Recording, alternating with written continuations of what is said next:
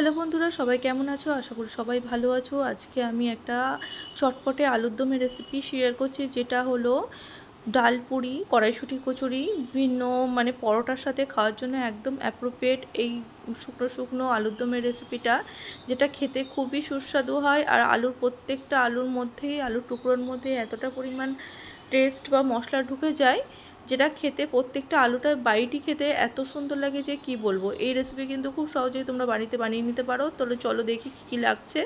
তো আমি প্রথমে একটা মিক্সিং বোল নিয়ে নিয়েছি, যেখানে আমি নিয়েছি গোটা হলো টমেটো একটা, আর একটা গোটা একটা ছোট পেঁয়াজ নিয়ে নিয়েছি, তার মধ্যে রসুন দিয়ে দিয়েছি, আর দিয়ে দেবো আদা। এটা কিন্তু আধ বাটা মতো পেস্ট করব, পুরো মিহি পেস্ট করব না, যেটা আধ বাটা মতো থাকবে। তো এতে কি হয়, ফ্লেভারগুলো খুব সুন্দর পাওয়া যায় আর খেতেও কিন্তু খুব সুন্দর লাগে। তো এটা পেস্ট করে নিই। তারপরে একটা মশলা আমরা পেস্ট করে নেব, সামান্য মশলা। আর এর মধ্যে দিয়ে দিয়েছি একটা শুকনো লঙ্কা, আর ঝালের পরিমাণ তোমাদের ওপর, তোমরা যেটা যতখানি পছন্দ করো ততখানি দেবে। আর একটা তারপরে নিয়ে নিয়েছি 1 চা চামচ হলো জিরে, আর গোটা গরম মশলার মধ্যে নিয়ে নিয়েছি এলাচ, দারচিনি আর 2টো লবঙ্গ, আর হাফ চা চামচ মতো নিয়ে নিয়েছি ধনে। এটাকে আমরা পেস্ট করে নেব। আর তোমরা ঝাল কিন্তু তোমাদের পরিমাণ মতো, শুকনো লঙ্কা কাঁচা লঙ্কা তোমরা দুটোই ব্যবহার করতে পারো তোমাদের টেস্টের অনুযায়ী। মশলা করে নিয়েছি, এবার কড়াইয়ে তেল দিয়ে দিয়েছি, তেলের মধ্যে ফোড়ন দিয়ে দেবো জিরে, আর দিয়ে দিয়েছি তেজপাতা, আর দিয়ে দিয়েছি শুকনো লঙ্কা। এই 3টে উপকরণ আমরা খুব ভালো করে ভেজে নেব। তেলটা ভালো করে গরম হয়ে গেলেই তারপরে কিন্তু ফোড়নটা দিয়ে দেবো।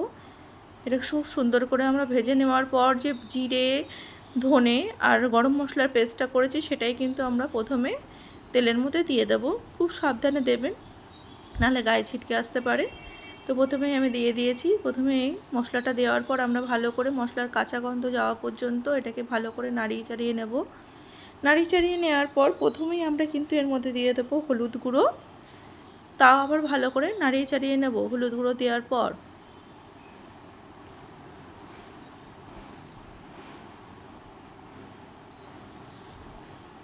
মশলাটা কিন্তু প্রথমেই খুব সুন্দর করে কষাতে হবে। এই কষানোর ওপরে কিন্তু আলুর দমটা নির্ভরশীল পুরোপুরি। হলুদ গুঁড়ো কিন্তু এবার দিয়ে দেবো আমরা, পরিমাণ মতো হলুদ গুঁড়ো দিয়ে দেবো, আর দিয়ে দেবো পরিমাণ মতো লবণ। লবণটা বুঝে শুনে দেবেন, কিন্তু আলুটা লবণটা টেনে নেয়, সেই বুঝে দেবেন।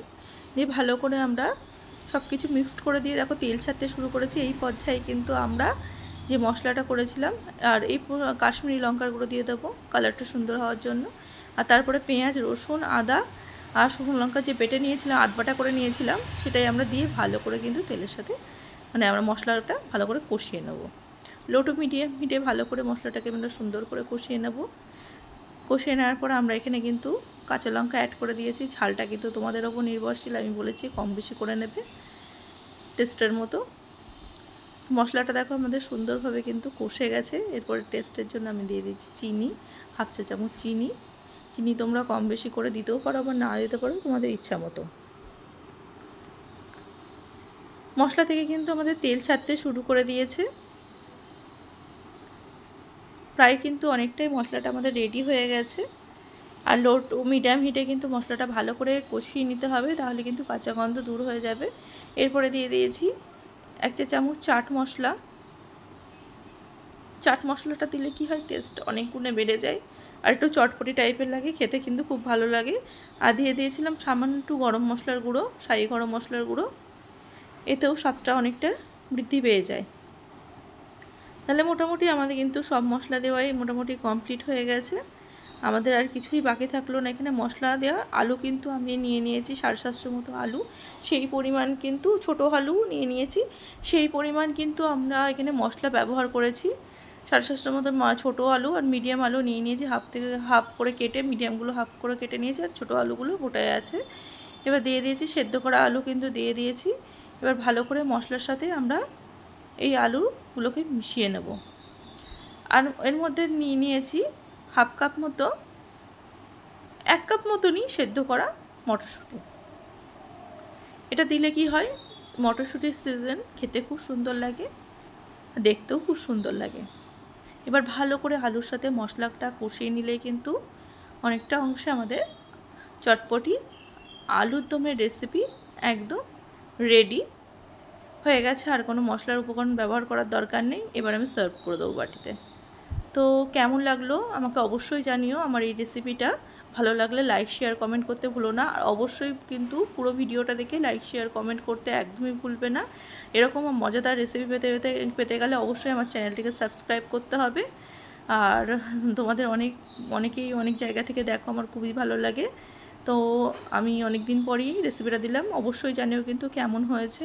তোমাদের কমেন্টের আশায় আমি কিন্তু বসে থাকি, তোমাদের কমেন্ট আমার খুব ভালো লাগে।